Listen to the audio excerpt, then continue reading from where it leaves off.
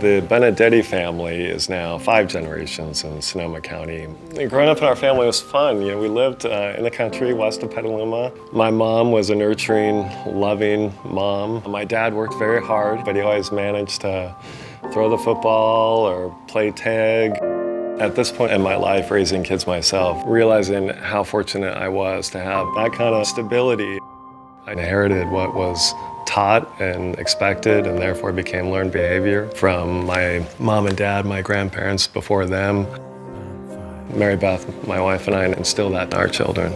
You're not entitled to have or do anything on this earth, and the one expectation that you do have is to give back. I'm keenly aware, looking back, that I benefited from a loving, caring family.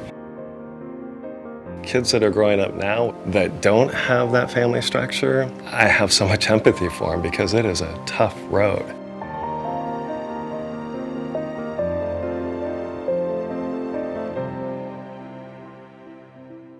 When a young person comes to us here at SAY, we start with focusing in on their basic needs to make sure that they have the very core things. These are people who are homeless or are being sex trafficked or are fighting with their parents so much that they need to take a break or else something is going to explode in their families.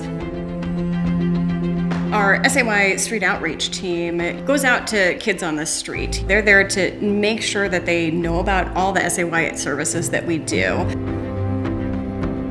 In Youth Crisis Services, our goal is to build a foundation for young people that they've never had, and that starts with the hello, a welcoming to come in. When you're experiencing homelessness, you are literally surviving, and we know that we can only nurture them from where they're at.